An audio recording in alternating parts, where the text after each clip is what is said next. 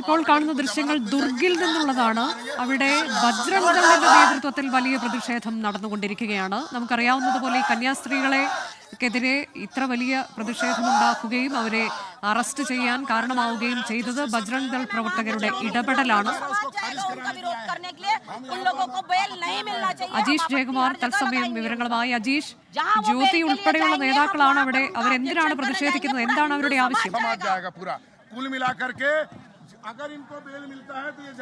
അനുജ, ഇതിപ്പോൾ അന്ന് ഈ റെയിൽവേ സ്റ്റേഷനിൽ വെള്ളിയാഴ്ച ഈ കന്യാസ്ത്രീകളെ തടഞ്ഞു നിർത്തി ഭീഷണിപ്പെടുത്തിയ അതേ വജ്രദംഗൽ പ്രവർത്തകർ തന്നെയാണ് ഇപ്പോൾ ഇവിടെ പ്രതിഷേധവുമായി എത്തിയിരിക്കുന്നത്. റെയിൽവേ സ്റ്റേഷനിൽ കന്യാസ്ത്രീകളെ തടഞ്ഞ അതേ പ്രവർത്തകരുടെ നേതൃത്വത്തിൽ ഇപ്പോൾ പ്രതിഷേധം ദുർഗിൽ സംഘടിപ്പിച്ചിരിക്കുന്നു എന്നുള്ളതാണ്. ജ്യോതി ശർമ്മ ഉൾപ്പെടെയുള്ളവരെ അവിടെ കാണാൻ കഴിയുന്നുണ്ട്. അവർ മുദ്രാവാക്യം മുഴക്കി പ്രതിഷേധിക്കുകയാണ്.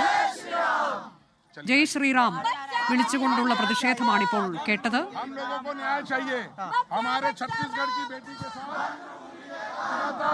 इन लोगों ने ले जा करके बहला फुसला करके ले जाना और उनको बहुत सारी हमारी बच्चियां छत्तीसगढ़ से गायब हुई हैं। ये बहुत सही मौका है, जब ये पकड़ाए हैं इनकी जांच पूर्णतः अच्छे से होनी चाहिए ताकि और भी जो बच्चियां गुम हुई है वो सब बरामद हो जाए। इस केस में धर्मांतरण हुआ, आप क्या लगता है? 100% ये धर्मांतरण का ही मामला है। जब इसको तह तक जाएगा तो मालूम चलेगा ये इसका पूरा खेल धर्मांतरण के पीछे यही है। मानव तस्करी और धर्मांतरण सब लगा हुआ है उसी में से। इसमें मानव तस्करी और धर्मांतरण दोनों का है। जिस तरीके से जब लड़की नहीं जाऊंगी बोल रही है उसके बाद भी जबरदस्ती लेके जा रहे हैं तो ये मानव तस्करी कहलाता है। कहीं ना कहीं जब वो लड़कियां यहाँ थी तब तक उनके घर से किसी को नहीं पता था। आज क्रिश्चियन समुदाय जो है उनके घर वालों को डरा रहे, धमका रहे। इसलिए मैं यहाँ न्यायपालिका से बिल्कुल आग्रह करना चाहूंगी कि अगर सही में न्याय देना है तो उनको जमानत ना दिया जाए, नहीं तो पूरा जांच प्रभावित होगा। अभी से उनके घर वालों को डराना धमकाना चालू कर चुके हैं उन लोग वहाँ बस्तर में। आपने वो जुडिशियल सिस्टम को प्रेशर करता है? बिल्कुल नहीं करता है। मेरे हिसाब से नहीं चलता है। कानून के हिसाब से लगता है। इधर क्यों? हम यहाँ प्रदर्शन करने नहीं आए हैं। हम अपने हिंदू समाज के लिए, अपने भाई के लिए सपोर्ट में खड़े हुए, हम प्रदर्शन के लिए नहीं आए हैं। ऐसे विरोध जारी रहेगा? हमेशा जारी रहेगा। अगर धर्मांतरण मुक्त छत्तीसगढ़ नहीं होगा तब तक हमारा ऐसा ही विरोध प्रदर्शन रहेगा। मेरा छत्तीसगढ़ धर्मांतरण मुक्त होगा तो विरोध प्रदर्शन बंद होगा। ഈ ഇവര് പറയുന്നത്, അതായത് ബജ്രംഗ് ദളിലെ പ്രധാനപ്പെട്ട ഇവിടുത്തെ നേതാക്കളാണ് ജ്യോതി ശർമ്മയും മറ്റൊരു നേതാവും രത്തൻ യാദവ് എന്നാണ് ആ കണ്ണാടി വെച്ച ആളുടെ പേര്. ഇവർ പ്രധാനമായിട്ടും പറയുന്നു, അതായത് ഈ ജാമ്യം നൽകി കഴിഞ്ഞാൽ തങ്ങൾ തന്നെ അപ്പീൽ നൽകും, തങ്ങൾക്ക് അതിന് അഭിഭാഷകനുണ്ട്, കോടതിയിൽ എത്തിയിട്ടുണ്ട്, തങ്ങൾ കോടതിയെ ഭീഷണിപ്പെടുത്താനോ സമ്മർദ്ദം ചെലുത്താനോ അല്ല ഇവിടെ എത്തിയിട്ടുള്ളത്. പക്ഷേ അന്ന് നടന്നത് മതപരിവർത്തനം തന്നെയാണ്. ഈ മതപരിവർത്തനം അവസാനിപ്പിക്കുക തുടങ്ങിയ മുദ്രാവാക്യങ്ങൾ വിളിച്ചുകൊണ്ടാണ്, ജയ് ശ്രീറാം വിളിച്ചുകൊണ്ടാണ് ഒരു കൂട്ടം ബജ്രംഗ് ദൾ പ്രവർത്തകർ ഈ ജില്ലാ കോടതിയുടെ പരിസരത്തേക്ക് ഇപ്പോൾ എത്തിയിട്ടുള്ളത്. ഇവരുടെ ജയ ശ്രീറാം വിളികളുമായി മുദ്രാവാക്യം വിളിച്ചുകൊണ്ട് ഇവിടെ തമ്പടിച്ചിരിക്കുകയാണ്, ഇവിടെ പ്രതിഷേധിക്കുകയാണ്. പ്രധാനമായും അവർ പറയുന്നത് ഈ കന്യാസ്ത്രീകൾക്ക് ജാമ്യം നൽകരുത് എന്ന് തന്നെയാണ്. അഥവാ കോടതി ജാമ്യം നൽകി കഴിഞ്ഞാൽ അവർ അപ്പീൽ നൽകും എന്നാണ് ഈ ബജ്രംഗ് ദൾ പ്രവർത്തകർ ജ്യോതി ശർമ്മയുടെ നേതൃത്വത്തിൽ ഇവിടെ പറയുന്നത്, ആവശ്യപ്പെടുന്നത്. ഇവരാണ് കഴിഞ്ഞ ദിവസം, അതായത് വെള്ളിയാഴ്ച ദിവസം റെയിൽവേ സ്റ്റേഷനിൽ ഈ പ്രശ്നങ്ങൾ ഉണ്ടാക്കിയത് ഈ ബജ്രംഗ് ദൾ പ്രവർത്തകരായിരുന്നു. അന്ന് ഈ കന്യാസ്ത്രീകളുടെ ആ മുഖത്തു നോക്കി ഭീഷണിപ്പെടുത്തുകയടക്കം ചെയ്തത് ഈ ബജ്രംഗ് ദൾ പ്രവർത്തകരായിരുന്നു.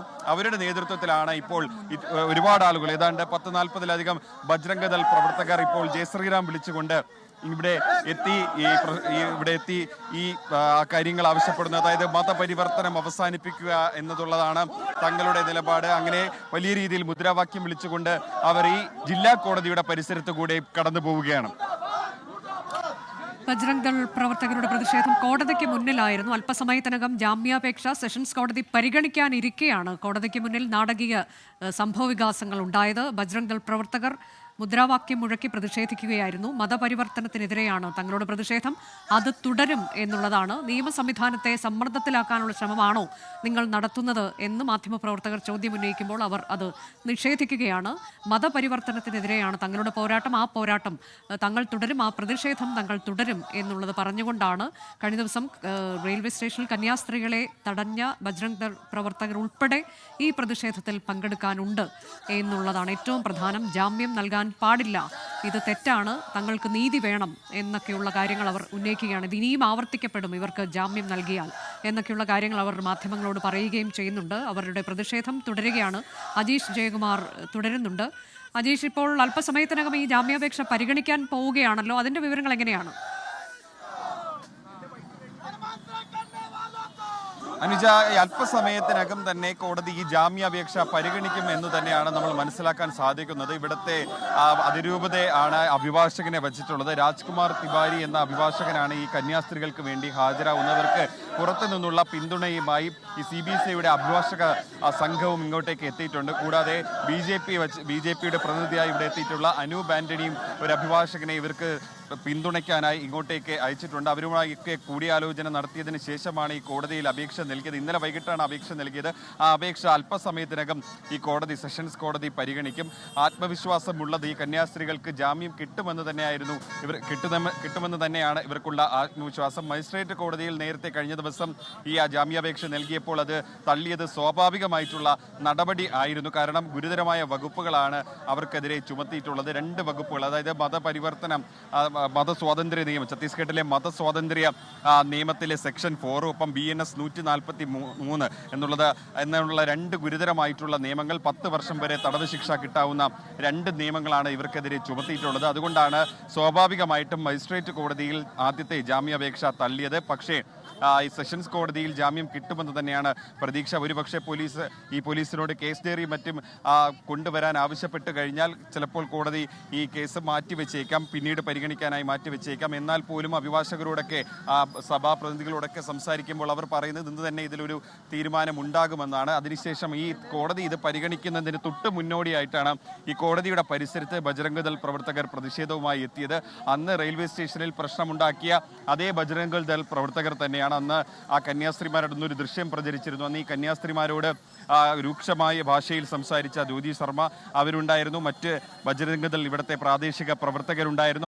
ലോകത്തെവിടെയായാലും ഏത് സമയത്തും 24 വാർത്തകളും ഓഗ്മെന്റഡ് റിയാലിറ്റി പാക്കേജുകളും എക്സ്പ്ലെയിനറുകളും വിശദമായി കാണാൻ ഞങ്ങളുടെ YouTube ചാനൽ നിങ്ങൾക്ക് സബ്സ്ക്രൈബ് ചെയ്യാം.